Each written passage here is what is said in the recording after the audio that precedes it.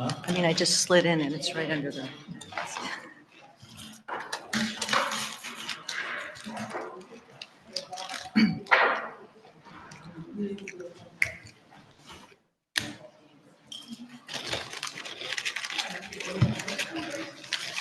All right. All right. Here we go.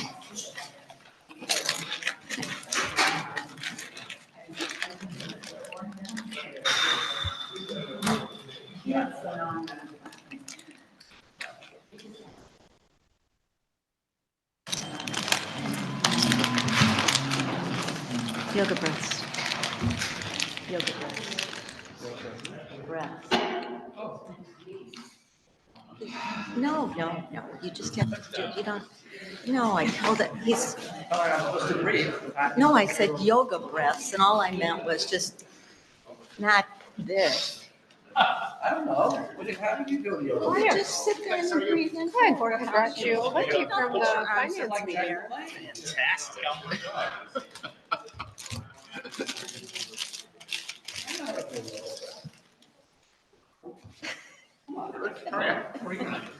Well, thank you.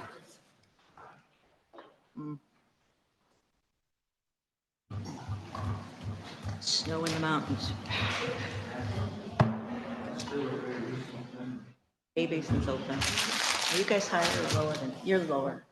It's pretty high. The base is 9,300. Oh, yeah, okay, all right. Yeah. Okay. Is everybody ready? All right. I am going to call to order the Board of Trustees meeting of the Village of Riverwoods. Would you please rise with me and say the pledge? I pledge allegiance to the flag of the United States of America and to the republic for which it stands, one nation, under God, indivisible, with liberty and justice for all. Thank you. Roll call, please. Trustee Clayton? Here. Trustee Deakin? Here. Trustee Eastman? Here. Trustee Hollander? Here. Trustee Jamerson? Here. Trustee Smith? Here. President Ford? Here. We have a quorum. Thank you. First order of business is approval of the minutes of the Board of Trustees meeting of November 21st. Do I have a motion, please? So moved. Is there- Second, are there any questions, comments, suggestions? Seeing none, all in favor, say aye. Aye. All opposed, same sign. Abstain. Oh, got it. Thank Wasn't you. here. I was near. Okay, that's fine. Next order of business is the Treasurer and Finance Report, the approval of bills. Do I have a motion for the approval of bill, please? So moved. Discussion, questions? Okay, hearing none, seeing none, roll call, please. Trustee Clayton? Aye. Trustee Deakin? Aye. Trustee Eastman? Aye. Trustee Hollander? Trustee Hollander? Aye. Trustee Jamerson? Aye. Trustee Smith? Aye. And President Ford? We have quorum. Okay, the motion is passed. The next order of business is the Director of Community Services Report. Director Witt, please. Thank you, Mayor. We note that there continues to be more properties listed on home rental sites each month. In this past week, we found 3 more than what we had 2 weeks ago listed on sites like Airbnb and apartment rental and VRBO. I just want to remind people who are renting their properties that they must register the property with the building department before the property is listed or marketed for lease or rent. To date, not one property has registered, so we have been working on contacting each one of them. Additionally, I'd like to take note of a recent online article from this week from NBC News, which noted Airbnb sites have seen 19 deaths in the last 10 years because the rental properties are not fitted with carbon monoxide detectors as required by local regulations. Though most of those deaths occurred outside of the United States, one death is one too many, and it's a very preventable situation. Carbon monoxide is a silent and odorless killer which acts very quickly. The article from NBC News indicated that one of the renters actually died while he was taking a shower, if you can believe that. State law requires carbon monoxide detectors to be installed on each level of a dwelling unit that's used for sleeping.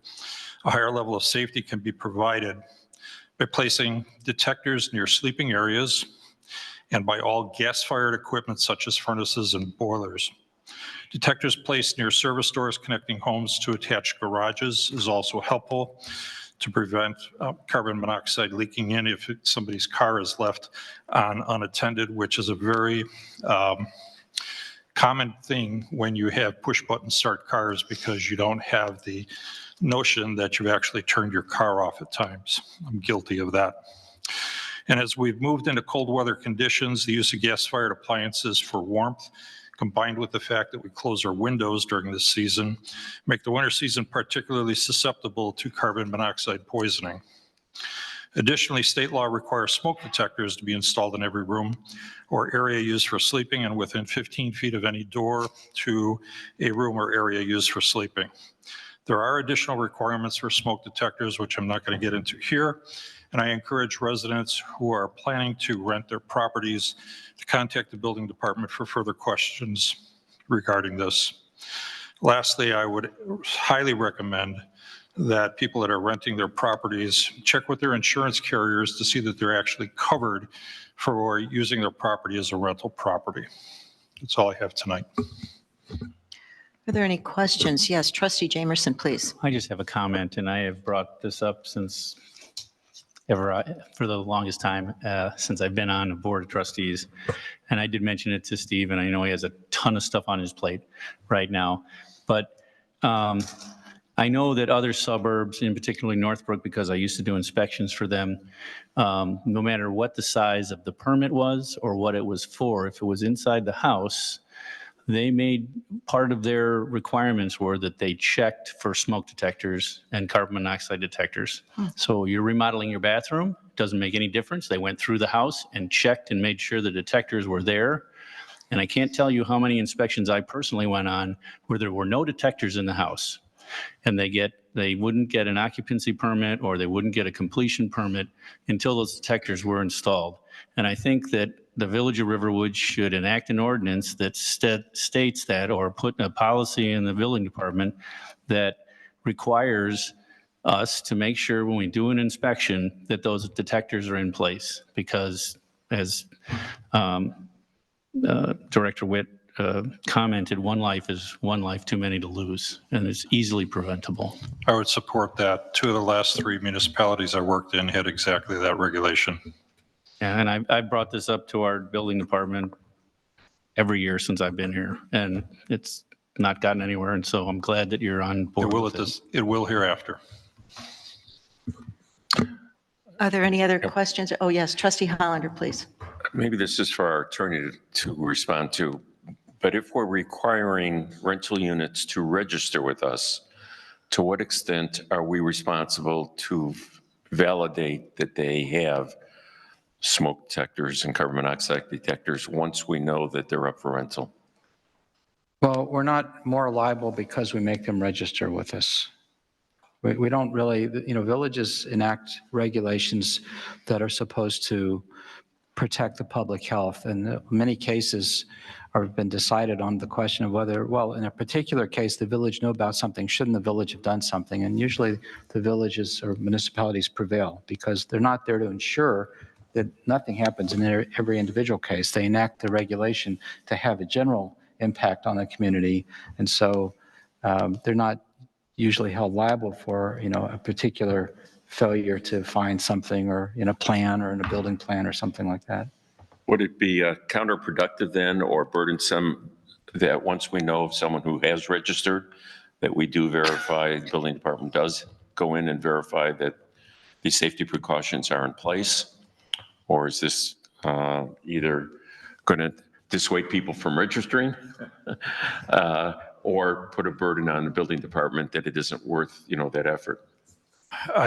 It may certainly deter people from actually doing the rentals, which from what I gather is probably not a bad thing because the village really doesn't make lot of money off of the registration fee for the few properties that are out there.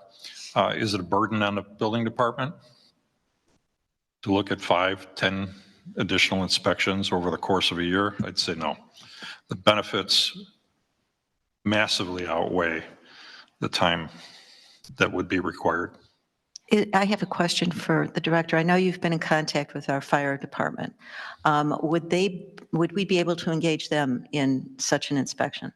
We could do them as well, too. I think if we know of a property that's up for rental, that if it isn't burdensome, I think we ought to at least do that minimum to make certain that the property is at least safe for them to be rented. If I'm not mistaken, I think Trustee Dickin will there'll be an article in our newsletter speaking to this week. So, are there any other questions for our director? Thank you. Thank you very much for that. Thank you. Consultants' reports. Attorney's report, please. I have nothing except the tax levy ordinance later on the. Okay. Thank you. Next, our village engineer, Engineer Smith, please. Good evening. We are currently going out to bid for the Phase 1 water main replacement on Saunders. We'll be opening it up by the next board meeting, so it'll be part of my next report just to discuss before any recommendations has been had. On the public works side, the week of Thanksgiving, the lift station in Thorngate basically shut down. The circuits failed, and so therefore we were notified that we had some homeowners were noticing some issues with the system. Our staff, along with Lake County staff, went out, adjusted the situation, and got everything up and running. But that was one public works side of the lift state, one of the lift stations that went down. Other than that, I don't have any further things to report. Are there any questions for our village engineer? Thank you. Thank you. Village ecologist isn't with us tonight, but as I think we've all mentioned earlier, he will be coming to our next meeting to do a year-end review. And so next, stay tuned. Plan Commission report, please. Chairman Brightcoff. Good evening. I have nothing to report except that we will meet on December the 13th, which is a Wednesday. Are there any questions? Any questions for our chairman? Thank you. Zoning Board of Appeals did not meet. Police report, Chief. I only have what's in the packet for police activity since the last meeting, and then I have an agenda item later under new business. Are any questions for our chief at this point? Thank you. Fire district report, not with us this evening. Information items and comments from the president. As we come into the new year, we're trying to take a good, strong look at our internal operations, how staff operates, and all of those kinds of things that go with it. Utility billing is under control, but we need to, take a good, strong look at flow, information flow, and those kinds of things. Toward that end, I would ask that first contact be with our staff rather than a consultant at this point. So that gives our director, Witt, in particular, plenty of information and the ability to contact whatever consultant is needed to be brought in to an issue.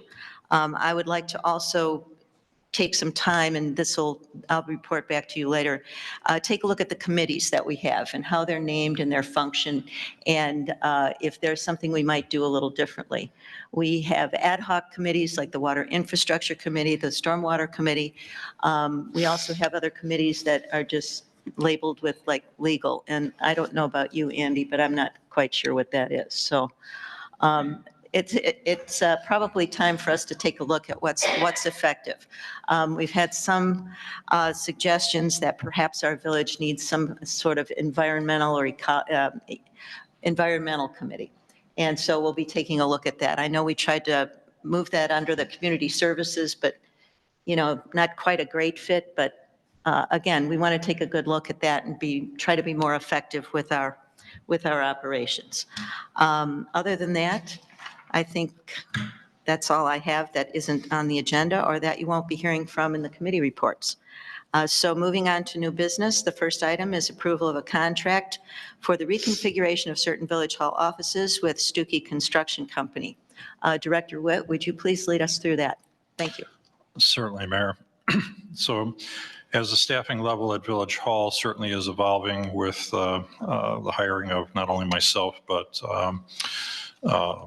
the Director of Finance, we have found that the layout of offices within this building is not really conducive to the work that's actually being performed at this point in time.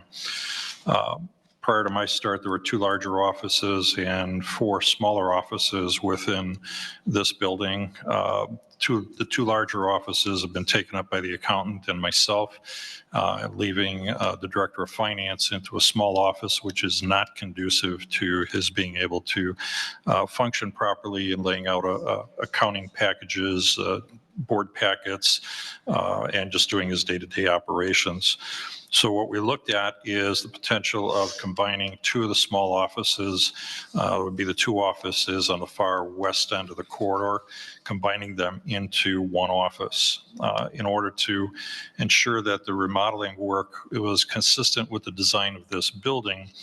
We engaged Bob Hammer of the firm Baranski, Hammer, Moretta, and Shee Architects and Planners, who actually designed the building that we sit in tonight. He came up with a sketch for a scope of work. We sent that out to a contractor, which is Stuckey Construction. Stuckey Construction is very well known within the school, the educational industry, park district work, public works, a lot of municipal experience. And we felt that in conversation with one of the gentlemen from Stuckey that claimed that they did an awful lot of work of this size and stature, not only for the local school districts, but the park districts as well. So we sent the package out to them, and they came back with a bid in the amount of slightly over $28,000, which would incorporate connecting the 2 offices. We look to contain some cost by not touching the ceiling systems. We'll just put a patch between the 2. We are not touching the mechanical systems. Electrical is a matter of just rewiring 2 lights to a different light switch. Full carpet replacement, only because the dilat and the ability to intertwine the 2 systems is probably slim to none of a chance to succeed. The other thing that we did is we look in this price would include the removal of 1 of the hollow metal frames that handles the windows and door in a corridor. This will provide the finance director a little more flexibility for furniture layout in the space. So it's based on previous experience that I have personally had with this company, though be it many years ago, was very positive working for school districts, particularly Lake Zurich School District. I know that GHA has been working with them more so on exterior work and have found them to be good to work with as well.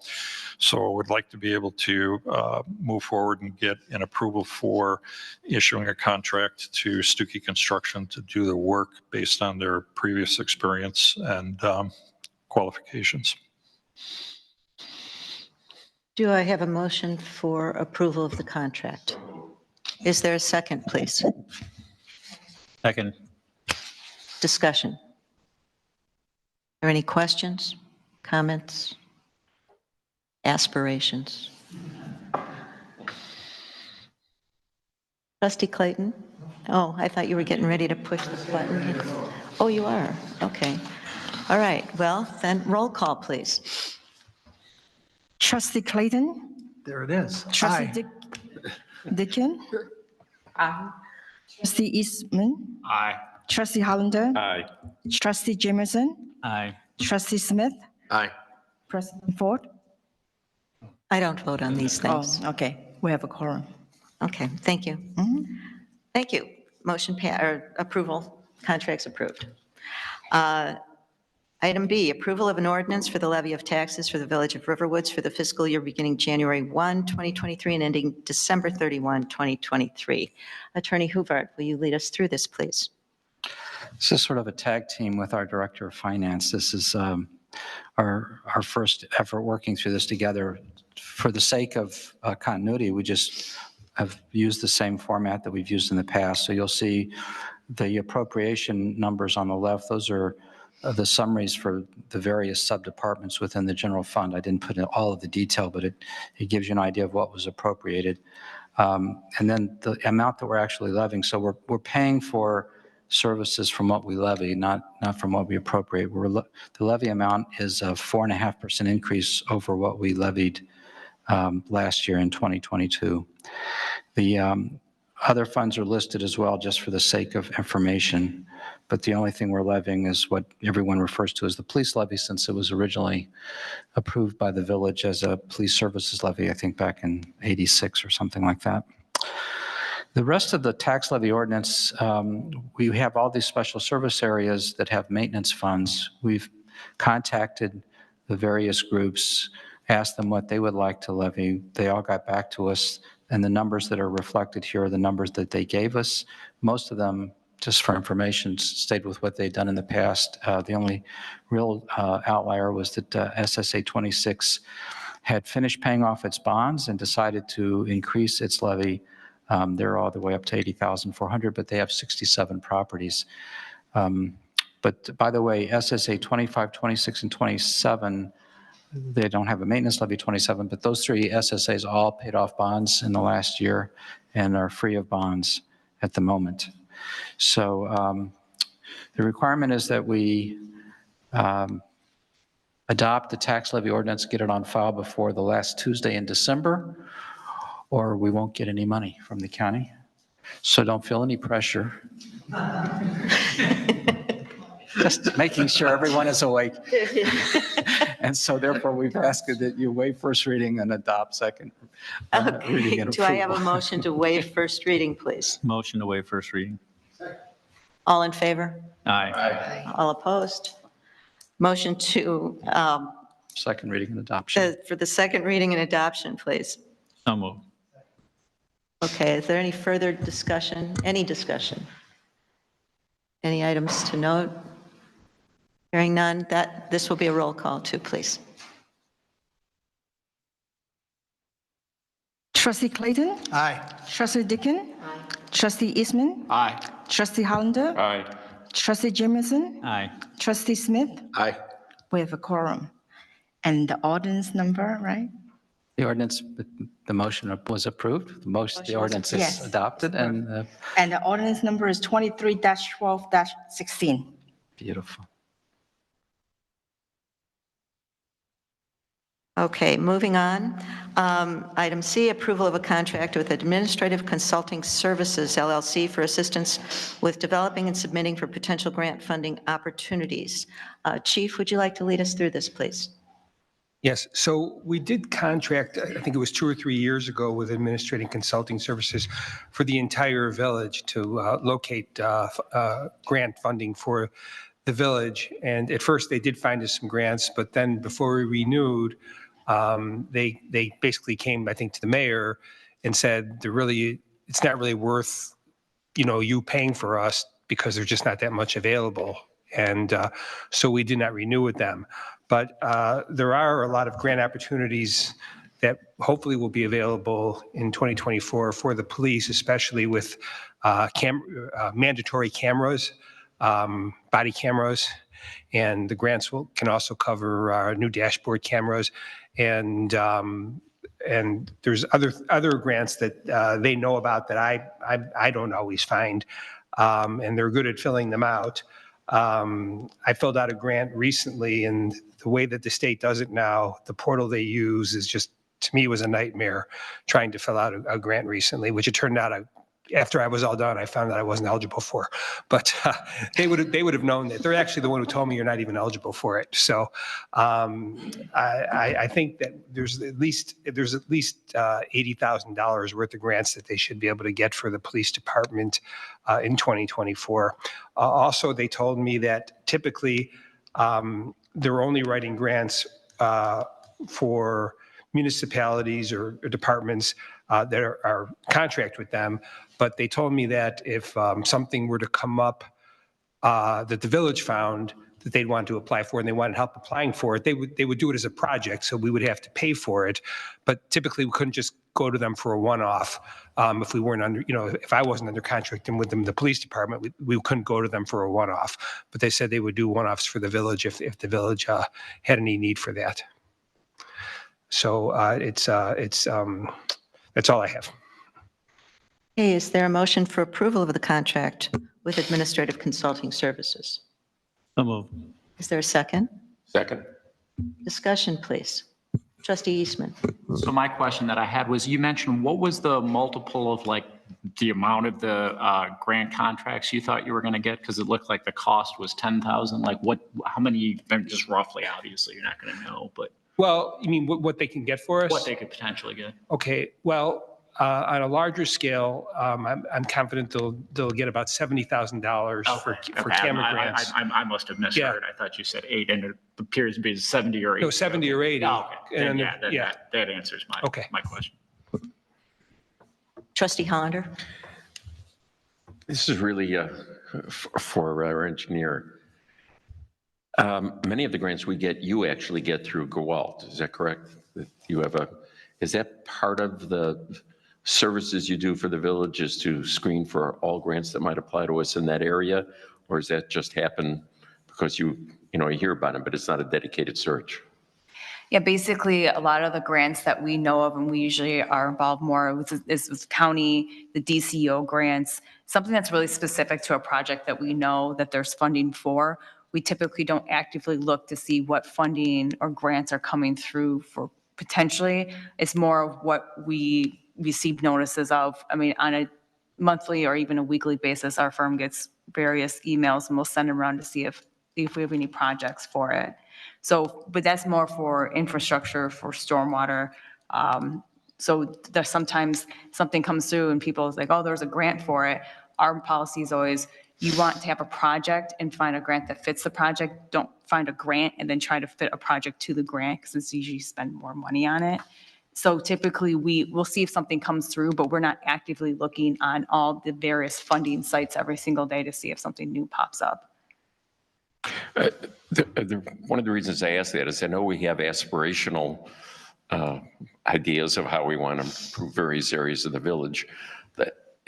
And I don't know whether this is available, but it seems to me that if there are grants available that can put in a sidewalk or a walking path or water improvement or sewage or something like that, without having a specific project, which is the way you're doing it, I'm wondering whether or not it is cost efficient if there are companies that can research for that at a reasonable cost. I just certainly don't want to pay $25,000 to get a $30,000 grant.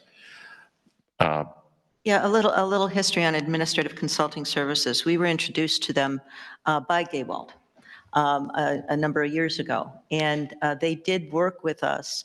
I believe after the campus was done, we had somebody else not the campus, but the play area. We had somebody else working with us to find a grant for that.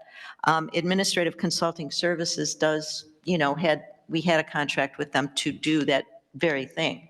And because of our situation and the projects that we had, as Chief said, he actually called me up and said, you're not really in the category that's being funded or where grants are largely available. So we're taking your money for nothing. So he was very honest and upfront about the whole thing.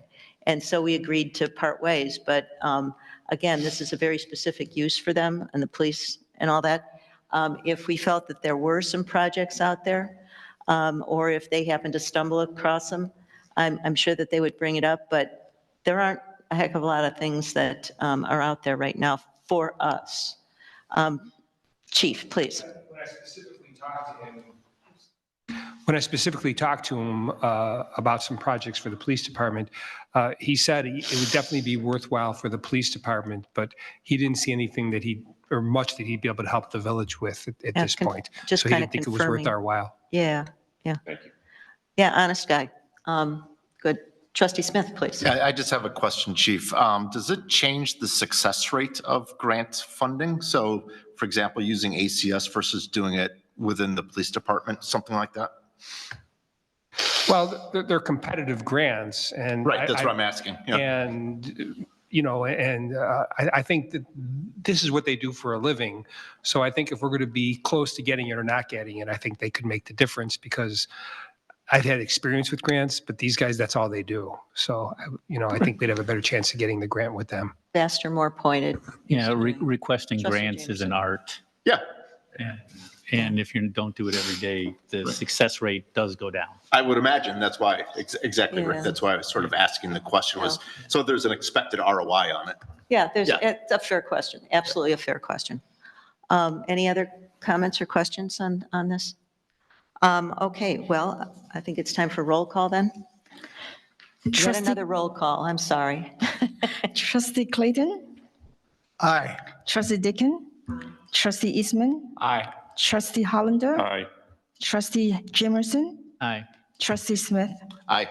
We have a quorum. Okay, the contract is approval of our contract. Approved. The last item of business is, new business is approval of a purchase of audiovisual equipment for Village Hall from AVI Systems, Inc. Director Vasquez, would you please lead us through this? Yes, thank you. So some background with this item is the Village Hall has two fairly large conference rooms, and these rooms are used for various purposes, not only internal staff meetings, but meetings with our consultants, other third entities. There are a number of community organizations and SSAs that make use of the large conference room. These rooms are set up already with large TVs, and as a lot of us learned during the last few years going through COVID, the video meetings are more and more a part of our normal operations, especially a village like us that makes use of a lot of consultants and being respectful of their time. It's easier to facilitate meetings where not everyone is actually present in the room. So what this agreement is asking for is to add a video sound bar that would go kind of like if you have a sound bar with a TV in your own home, the sound bar would be installed by the TV, and it would be equipped with microphones that are appropriate for the sizes of each of the rooms to pick up audio from all participants that are physically in the room. It would have a camera that would allow those that are participating remotely to view the entire room from the point of view of the TV. And of course, the sound aspect as well. The video soundbar with installation and purchase of the equipment with the vendor of AVI is coming in at $21,163. This is a very similar project to one that I worked on in the last 18 months at my prior employer. I worked with the same company, which we found because I'm not an audiovisual expert. In my former position, I was tasked with being the procurement officer for the village I worked for, as well as overseeing IT activities. We had engaged with a consultant for audiovisual purposes to help us find appropriate firms to solicit bids and proposals from. This is one of, I believe, 3 that we received from, and they were the most responsive to coming in and actually seeing what was physically present and making a presentation based on what was actually there.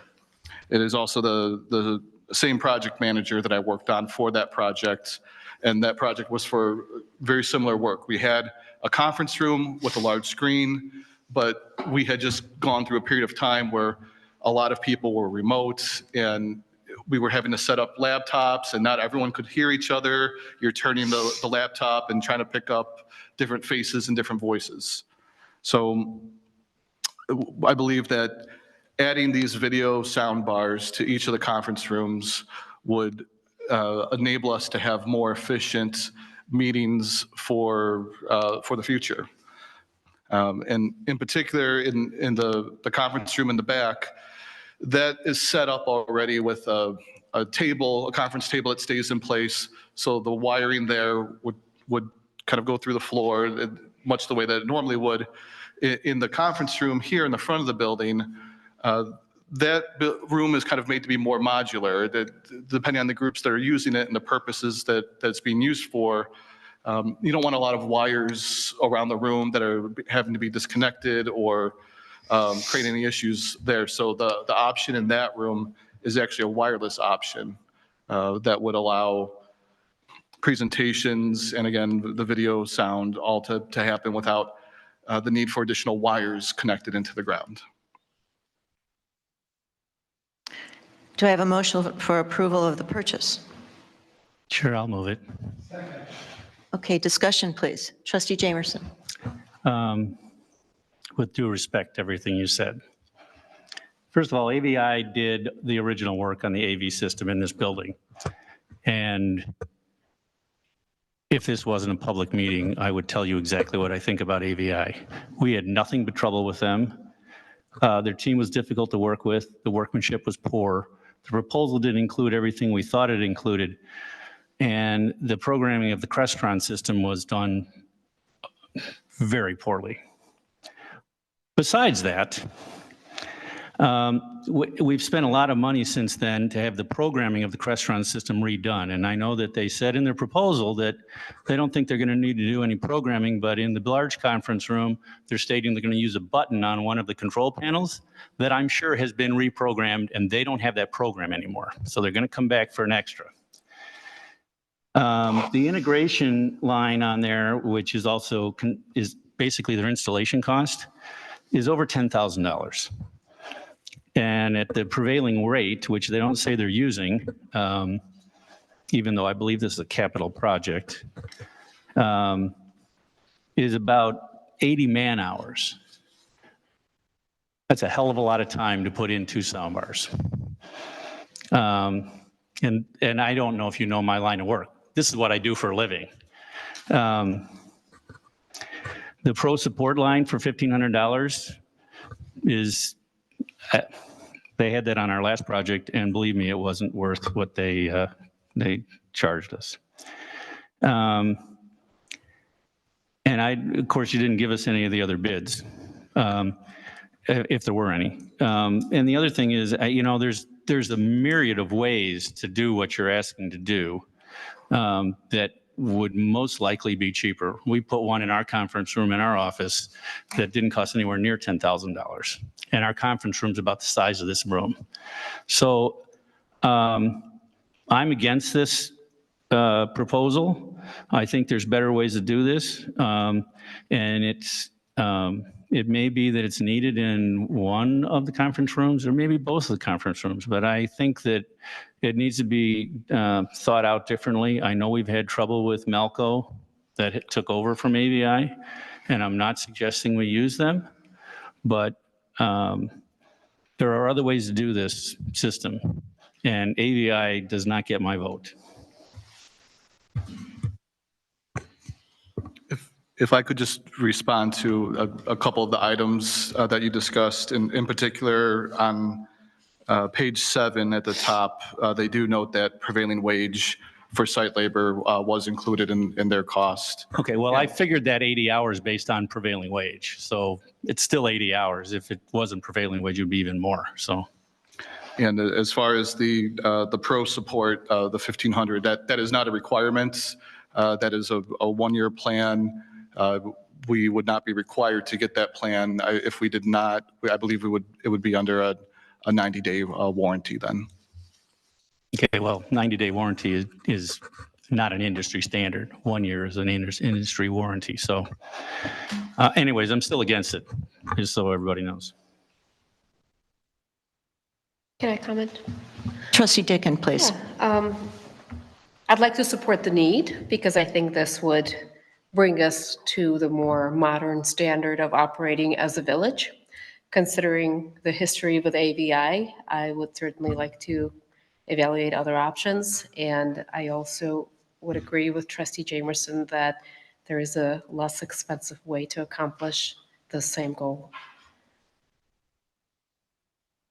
Well, I was hopeful we could move ahead with a person and with a company that, we've had, our director has had recent experience with. ABI, I was not present, other than to vote for things that happened in the building when we first contracted with ABI. I've only lived with what we have now, and it's difficult. It is very difficult, not only this stuff, but the individual conference rooms. So, if we have the ability as a home rule to waive bidding if we choose, and we can do that. In the past, when we've tried to go out for bids for small jobs, it's been difficult. So if you have somebody or some ideas that you think might be better, cheap isn't necessarily always best. We spent a lot of money on Crestron, which is people that we've had in Sense have said that that's a good system. It's the everything else that went with it, I guess, that isn't quite working out as we had hoped. So if there are other suggestions, other companies, again, when we went out before, one company just would not bid.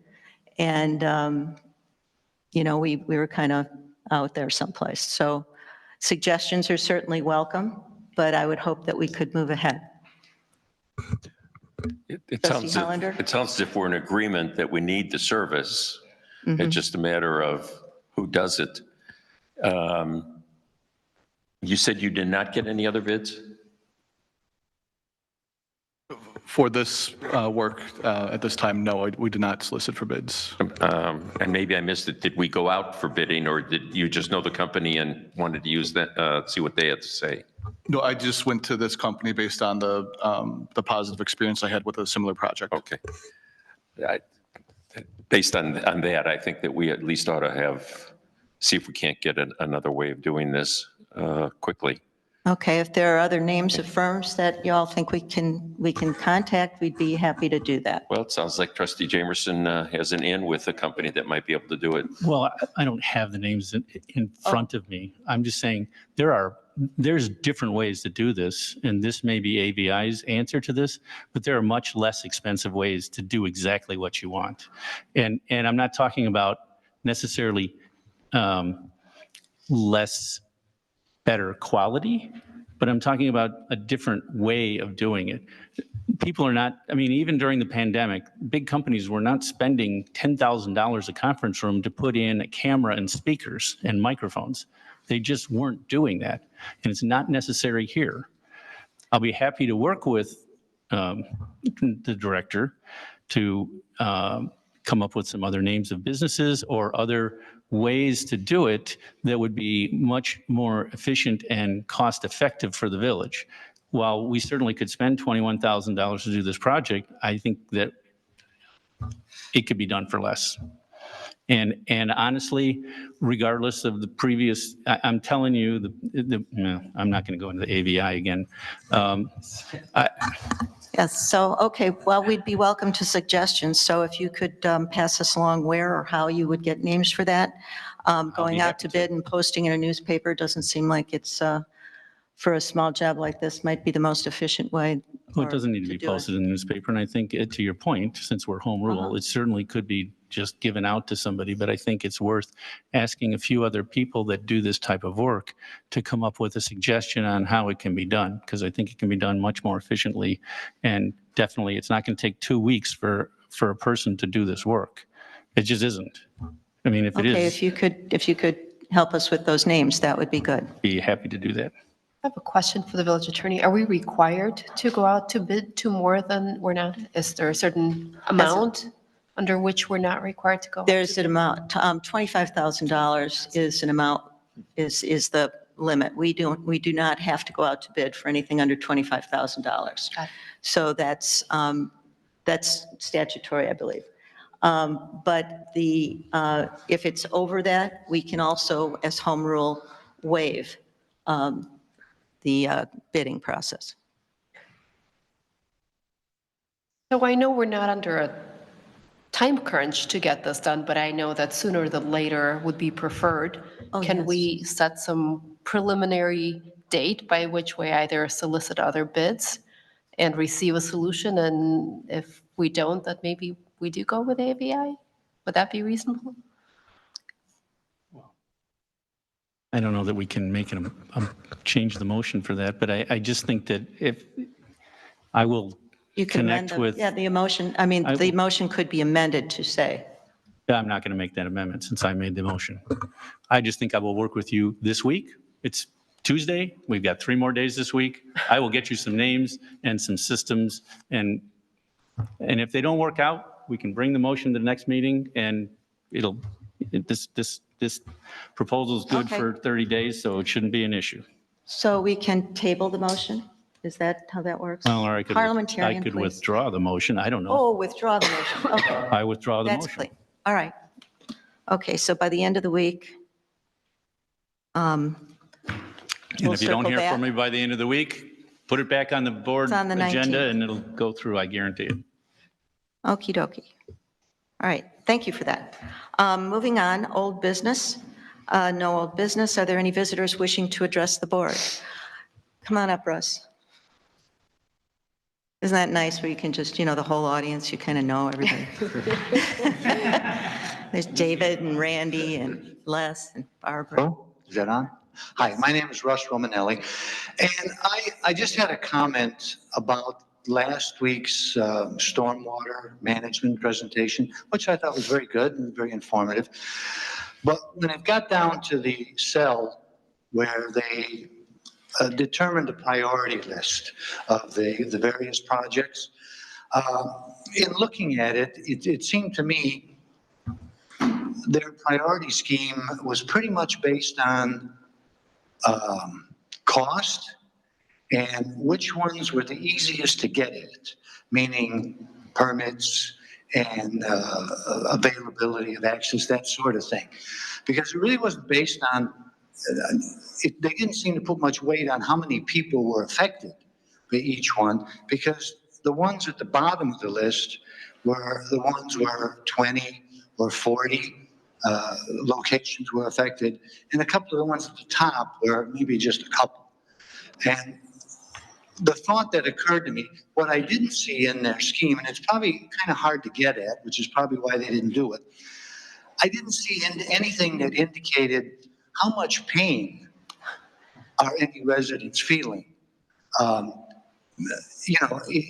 these stormwater issues. Because what I'd hate to see us do is go and spend, and none of them were cheap, I'd hate to see us go and spend hundreds of thousands of dollars on a project just because we could get it done.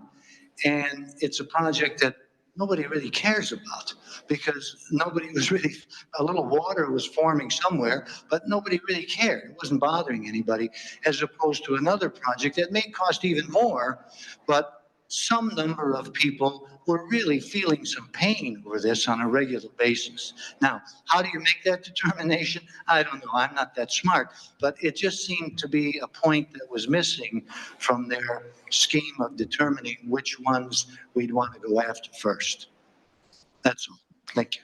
Thank you for that. And I think you might remember that we sent that to a committee, and we're forming the committee, and we'll be taking it all apart. But your great comments. We'll take that into account. Thank you very much. Thank you. Is there anyone else who wishes to address the board? Okay, moving on to committee reports. Finance, Economic Development. Trustee Clayton, please. No.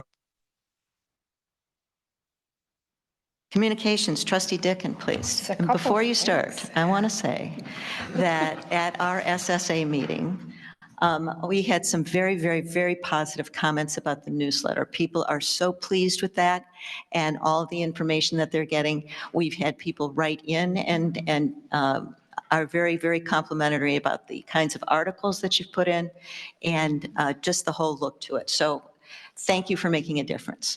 Thank you for making a difference. Thank you. So now you can give your All report. right, a brief update. So we all just walked out of a finance workshop and I was getting ready to post some of that content onto our website. And I looked at the finance area of the website and I realized that over the course of the last year, it's become a dumping ground. for various types of financial reports. They were just kind of all lumped in there in no logical order. So I'd like to get together with our finance director and our finance trustee to give this page a little bit of a facelift. And then you may have noticed in the latest e-newsletter, there was an article about business license registration. Currently, it's a paper form that needs to be filled out online. I'll be transferring that to be an online form as well.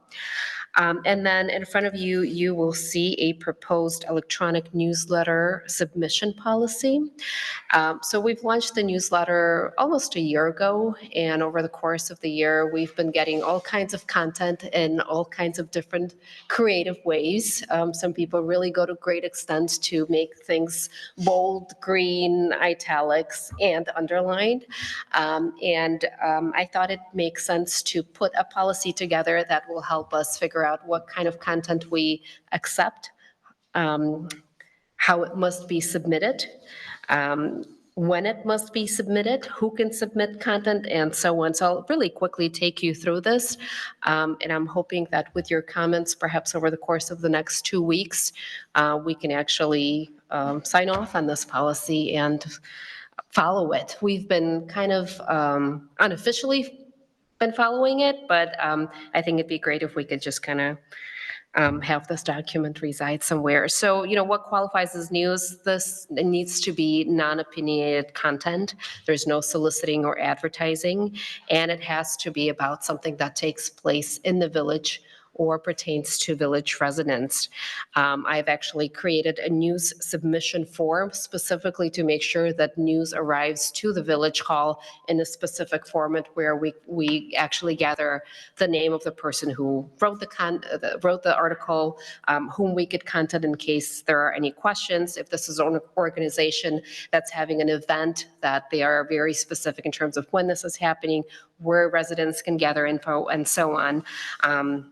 The requirements talk about specific text formatting, like things such as capitalization and italics and things being not underlined, because we as website content managers have to follow certain protocol to make sure that content looks appropriate. And then we have an internal review and approval process where when this form is submitted, the mayor, myself, and now Dana Litwin, who has become our administrator of the website, we all get a notice saying that content has been submitted, and we follow our own internal processes of reviews, revisions, and posting things onto the website. I've also consolidated a pretty big spreadsheet of people who are considered regular content contributors, and these are elected officials, some of the local school officials, the libraries, and I'd like to schedule a automatic monthly reminder that will go out to them. So in case somebody goes to the Olympics or wins the spelling bee, it'd be nice to feature a Riverwoods resident in our newsletter. So I'd appreciate if you could take a look at this and get back to me with comments. Trustee Clayton. This looks great.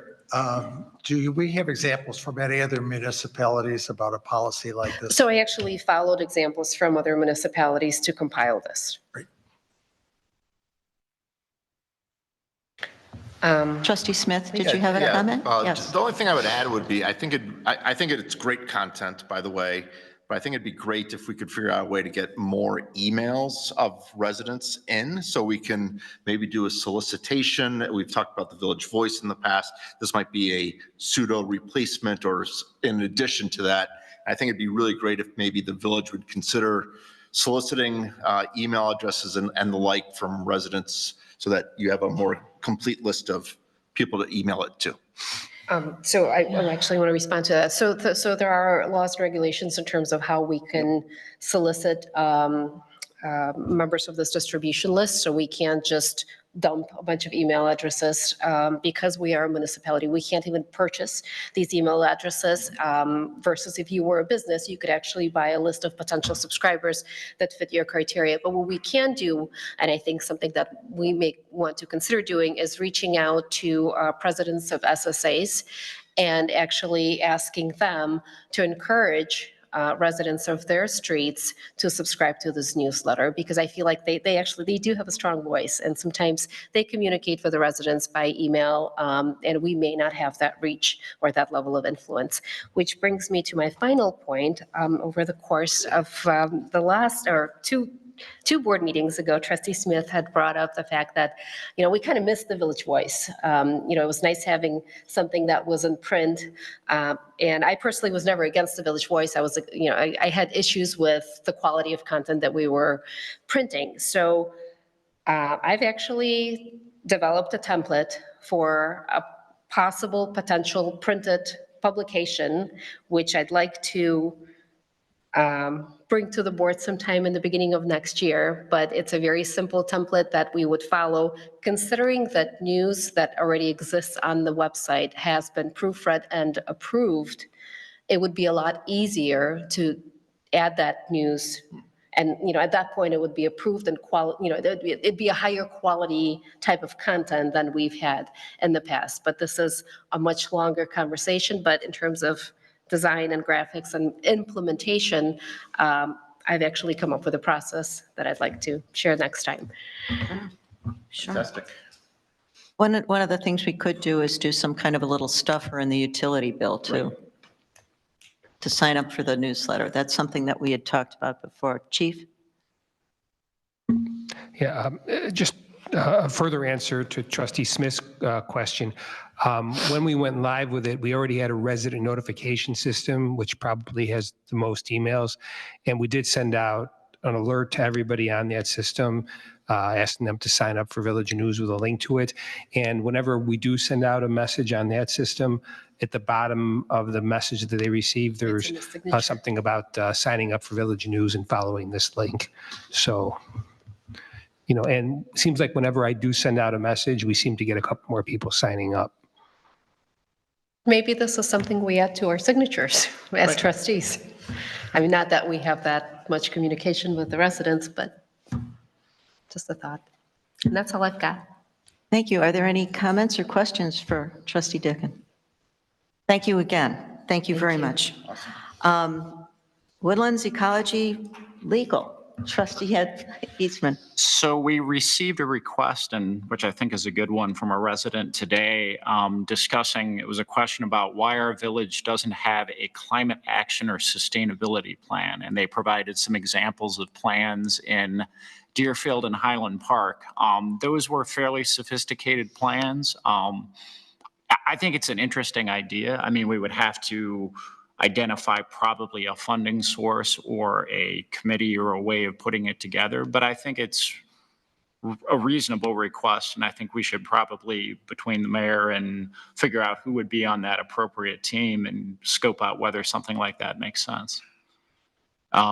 The second item that I have is I've been working with Carissa to answer a question that I had about Lake Cook Road resurfacing. Everybody knows that that road, well, it doesn't stretch that far through our village, is quite rough, and we'd had a request to patch some of the potholes, but we're trying to identify when in Cook County's plan is that actually planned to be fully resurfaced and not just patched. But that's something that we're going to try and get an answer to and see if or when. And if not, then it may be an opportunity to work with either Deerfield or Buffalo Grove or some of those municipalities, because we've got a fairly rough stretch, but Deerfield and Buffalo Grove, those are rapidly wearing out. And I have a feeling it's not going to be for at least another couple of years. But it would be good to have some comfort that it's part of at least Cook County's long-term plan. So that's a pet peeve of mine. We'll get some answers, hopefully. You don't want to use Deerfield Road instead of Lake Cook Road? Is that? Lake Cook is unavoidable, right? It's getting lots of recognition in terms of, businesses leaving and other things like that. So I think that all plays into the, impact of it as a good place to do business. That's it. Are there any questions for Trustee Eastman? Okay, moving on. Land use and roads. Trustee Hollander, please. No report. Any questions for Trustee Hollander? All right, moving on. Building, utilities, and stormwater. Trustee Jamerson, please. The building reports in the packet, permits for the month of November were 1,743,000 and some change. Only 16 permits were for re-roofs, which is the first time that's happened in about, I don't know, 5 months. So that's a good thing. Still roofs left to be There's still a few, roofed, there's are still a there? few left. But one was for new construction, residential new construction, so that's a plus. So that's all I have on that. And to the mayor's comment about Stormwater Committee, we are looking for volunteers for that committee. So anybody would like to be on that? Oh, David, you're so good. We're, I did extend an invitation to someone else in our audience who has accepted. oh, So excellent. Randy Yaffe. Excellent, thank you. We will be getting in touch with you shortly. Yeah, yeah. Before the next rain. That's all I have. Okay. All right, are there any questions for Trustee Jamerson? All right, Community Services, Trustee Smith, please. No report. No reason to go into, are there any questions for Trustee Smith before I leave that? Okay. No reason to go into executive session. The next time and date for our meeting is December 19th. It's, what? Before December 19th meeting. Yes. Want to mention the meeting on January 2nd. I know we have to publish the schedule of meeting dates for the year. Oh, And yeah. I don't know if anyone's not going to be here on the 19th. Is everyone planning to be here on the 19th? So we could discuss it then, but Oh, I okay. just thought Oh, no, in that's case. good. Yeah, thank you. Thank you. All right, December 19th, 7:30. Do I have a motion for adjournment, please? Some of, Second? Somebody seconded, okay. All in favor, say aye. aye. Okay, all opposed? You can